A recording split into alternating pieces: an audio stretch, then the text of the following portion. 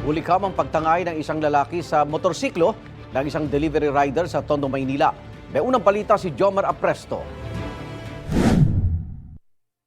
Kita sa CCTV ang pag-alis ng lalaking yan na sakay ng motorsiklo sa Dagupan Street sa Tondo, Maynila nitong Martes. Ang lalaki, motor napper, ayon sa barangay. Bago ang insidente, makikita ang biktima na isang delivery rider na ipinarada ang kanyang motor sa tapat ng isang kainan. Pumasok siya sa isang eskinita. Ilang saglit lang, dumating ang salarin.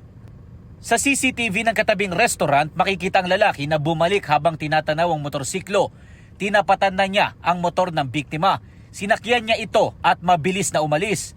Makalipas sa mahigit 2 oras, makikita ang biktima na bumalik sa paradahan at napakamot na lang ng ulo.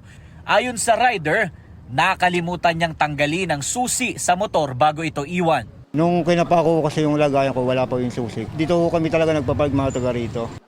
Ang problema, hiniram niya lang ang motorsiklo sa kanyang kapatid para may magamit sa trabaho. Sana mabalik lang kasi ayun talaga yung pinagganan ng hanap buhay namin.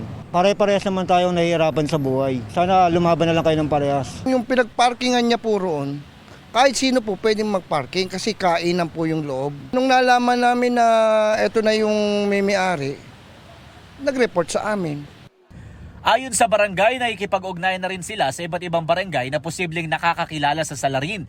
Na-report na rin sa pulisya ang insidente.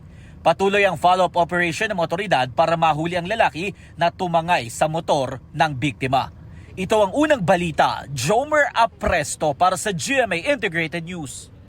Igan, mauna ka sa mga balita, mag-subscribe na sa GMA Integrated News sa YouTube para sa iba't ibang ulat sa ating bansa.